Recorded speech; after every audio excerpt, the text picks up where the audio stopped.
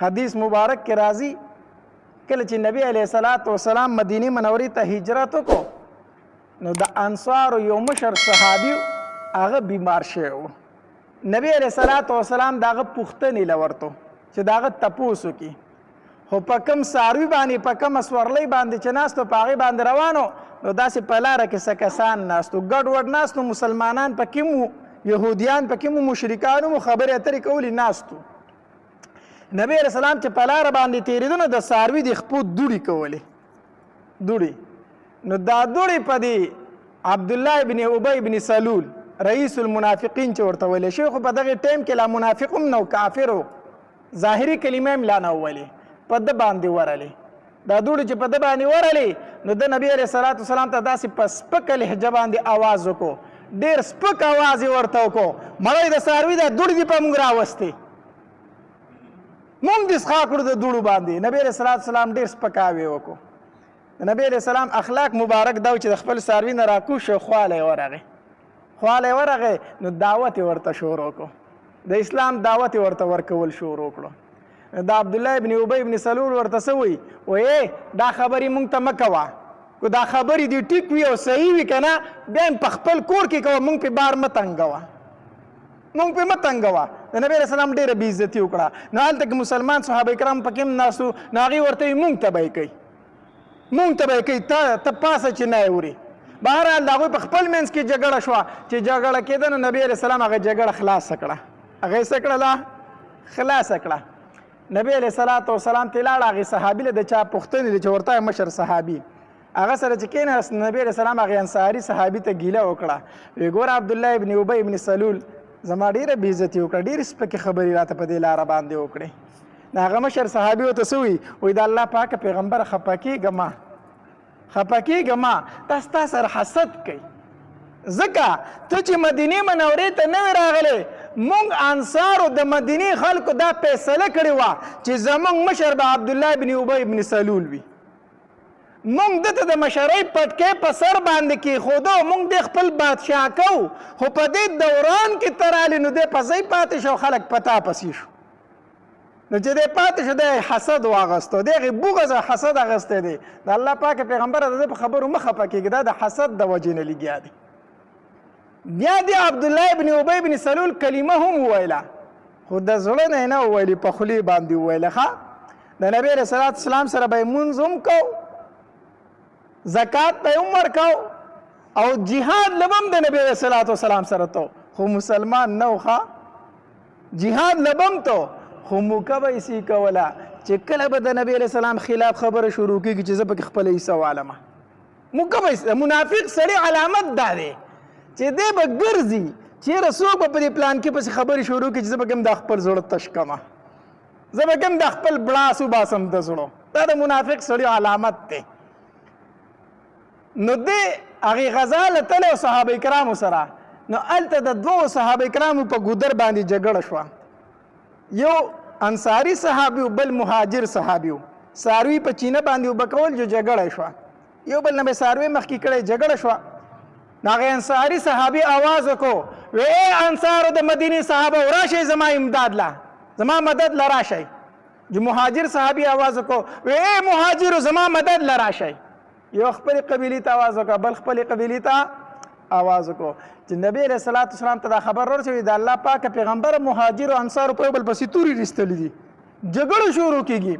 نبی علیه الصلاۃ والسلام هغې موقع له ځان ورسو، جګړه یې ختمه کړله، او نبی علیه السلام ډېر سخت غوسه شو، ډېر سخت غوسه شو، وایي دا زه څه بدبوداره اوازونه اورم، تاسو نه له دا اوازونه نه دي وتي، اوس هم قبیلې یادوئ، دا بدبودار اوازونه دي، تاسو یو مسلمانان یې، قبیلې پکې نشته دی، یو مسلمانان یې، دا اوازونه پرېږدوئ. بهرحال عبدالله ابن ابی ابن سلول ته خو موکه په لاس باندې ورله چې زمونږ د مدینې صحابه کرامو سره مهاجرو جګړه وکړه، د دغه تر خپل زړه بلاس ویستو، د وی دا مهاجر مونږ راوستي دي او په دې سرونو خو کېنولي دي، نو مسخ وکړو، اوس په مونږ باندې ګزارونه کوي، دا مونږ مس کړي دي، که مونږ وله ځای نه یې ورکړی په کور کې نو دا به داسې نه و. دا خبرې وکړلې. دا خو مطلب دا و چې د انصارو سره جګړه وشو، اوس په انصار ټول زما ملګرتیا وکړي که نه، بهرحال نبی علیہ الصلوۃ والسلام یو صحابي راغی نوجوان هلک دی وی د الله پاک پیغمبر عبدالله ابن ابی ابن سلول دا خبرې وکړې او دا یې وویلو چې که موږ مدینې ته واپس شو لئن رجعنا الى المدینة لیخرجن الاعز منها الاذل که موږ مدینې ته واپس شو نو موږ دا عزتمن خلک به دا ذلیل وباسو عزتمن ځان ته وي او ذلیل نعوذ بالله نبی علیہ الصلوۃ والسلام او مهاجر صحابه کرامو ته ویل که موږ مدینې ته واپس شو که نه موږ به دا عزتمن رالګو او دا ذلیل خلک به د مدینې نه وباسو نبی علیہ الصلوۃ والسلام لغه نوجوان صحابي راغی د الله پاک پیغمبر عبدالله ابن ابی ابن سلول دا خبرې کوي نبی علیہ السلام یې ښه تاسې وی او عبدالله ابن ابی ابن سلول روغ ته وي تا داسې ویلي دي بس د الله په ذات باندې قسمونه شروع کړو قسم په الله کو ما خبره کړي زه خو د سره خبر نه ما داسې نه دی ویلي بس نبی علیہ السلام ته قسمونه وکړو چې نبی علیہ السلام ته قسمونه وکړو د نبی علیہ السلام په یقین راغی چې د نه دی ویلي نبی علیہ السلام هغه نوجوان هلک هغه نوجوان صحابي ورټو وی ګوره په مشرانو باندې دروغ مه جوړوه که نه دا خو د قوم سردار دی د قوم مشر دی تا په ده دروغ جوړ کړو هغه نوجوان صحابي وی قسم په الله ما په دغې ورځ باندې دا خو خول چې زه د دې نه مخکې مړ وی ګوره نبی علیہ السلام زمانه خفه شو او خبره خو ده کړې ده خو په دروغ قسم هم وخوړو زه ډېر زیات خفه وم خو زموږ چې د دې غزا نه واپس را روانو که نه زه به نبي علیه السلام ته نږدې کېدم ما به خپله سورلي نبي علیه السلام ته نږدې کوله نبي علیه السلام زما نه خفه و خو دا مې یقین و چې الله به زما صفوي رالیږي ځکه چې ده خو دا خبره کړې ده الله تبارک وتعالی آیاتونه نازل کړو نبی علیه السلام ته د الله پاک پیغمبره دا نوجوان هلک رښتیا وایي ده دا خبرې کړي دي دی منافق دا خبرې کړي دی داسې ویلي دي نبی علیه السلام دا خبره وکړه ګوره ده خو دا خبره کړې ده او قسم یې مو خوړو صحابه کرامو کې دا خبره خوره شوه چې نبی علیه السلام وایي چې د عبدالله ابن ابی ابن سلول ووجنی نبی علیه السلام نه وویل خو دا خبره خوره شوه د ده زوی و د هغه نوم هم عبدالله و د پلار نوم هم عبدالله و د زوی نوم هم عبدالله و د عبدالله په خپله رښتینی مسلمان و دی راغی نبی علیه السلام له وی د الله پاک پیغمبره تا حکم کړی صحابه کرامو ته چې زما پلار مړ کړئ نبی علیه السلام ورته وفرمیل ما خو چاته دا نه دي ویلي چې عبدالله ووجنی ما هېڅ چاته هم نه دي ویلي وی داسې نه وم د الله پاک پیغمبره کو تا د هغه د قتل حکم کړی نو په بل چا یې مه وجنه ځکه زما پلار دی نو کیدای شي په ما کې لږ غیرت راشي زه بیا د هغه بدل علم یا پې خفه شمه کو زما د پلار د مرګ حکم دی کړی بل چاته مه وایه توره یې راویسته وي قسم په الله زما په حواله کې چې اوس یې سر دله راوړم چې قتلولي نو زه به یې وجنم زما پلار دی خو سر به تې زه ومه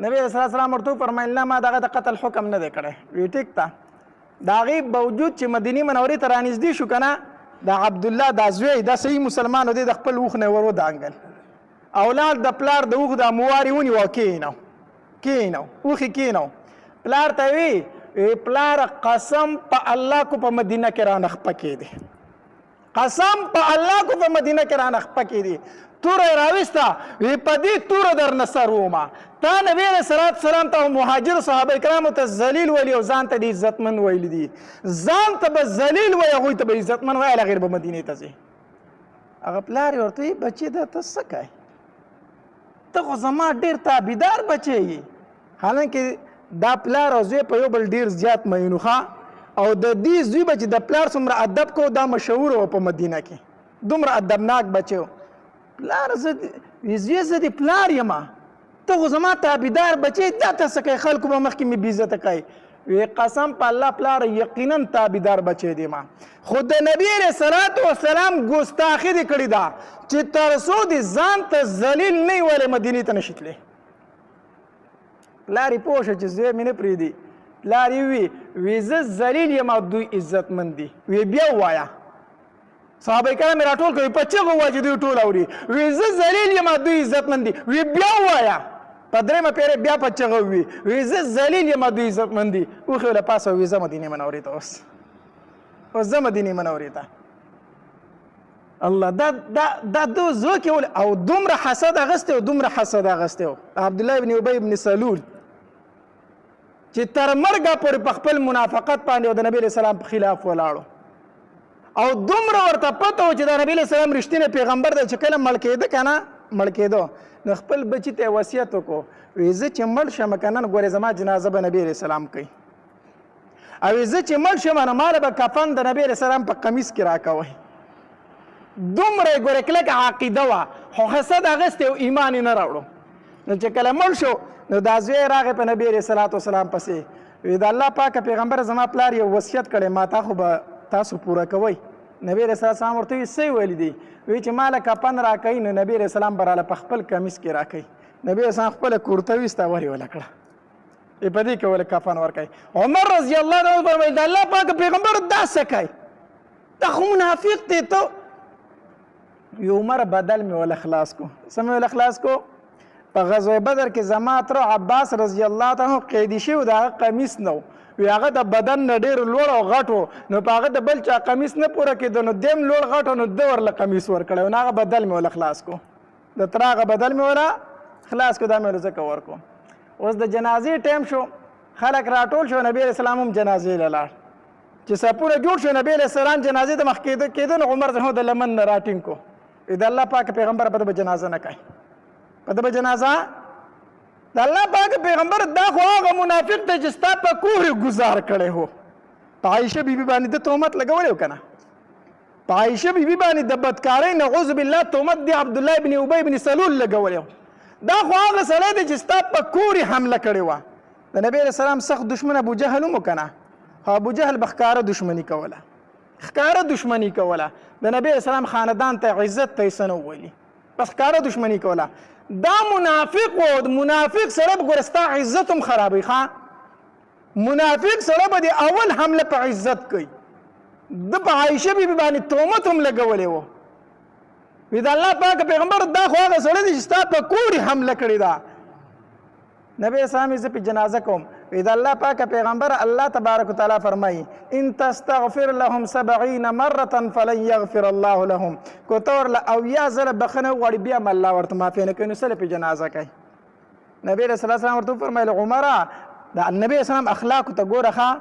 وی الله فرمایي چې که 80 ځله ورله بخښنه وغواړي زه یې نه معاف کوم. وی زه به ورله د 80 نه زیاته پیرې بخښنه وغواړم. او نبی اسلام په جنازه وکړله او حتی تر دې پورې چې قبر ته په خپله کوز کو. قبر ته یې کوز کو. خو چې کله خاورې پې واړولې نبي اسلام څنګه د قبر نه را دې خوا شو که نه جبریل امین راغی وحی راوړه د الله پاکه پیغمبره فلا تصلي على احد منهم ابدا ولا تقم على قبري. د الله پاکه پیغمبره اوس دې جنازه وکړه خو بیا دپاره په منافق سړي جنازه ونه کړي. عمر چې څه وایي رښتیا وایي. د الله پاکه پیغمبره د نن نه بعد په منافق جنازه ونه کړي. او که ته پې جنازه وکړې مې زه نه بخم په ده به جنازه نه کوي. دا مې درته د دې پورې ویل چې تر مرګه پورې په دې باندې ولاړو. دا ولې؟ د څه د وجې نه؟ حسد د وجې نه. حسد ډېره لویه ګناه ده. ډېره لویه ګناه ده. الله تبارک وتعالی دې موږ ټولو ته د حسد نه پناه راکړي. داسې ښایسته بیانات اورېدلو لپاره زموږ یوټیوب چینل واجد اسلامیک سټوډیو سبسکرایب کړئ. په دې به تاسو ته انشاءالله العزیز ښایسته ښایسته واقعګانې او بیانات میلاویږي او د غنټې د نشان سره کلک کړئ چې تاسو ته آینده نوې نوې ویډیوګانې مخې ته راځي او د خپلو ملګرو سره لازم د ثواب په نیت باندې شریک کړئ. والسلام. ډېره ډېره مننه.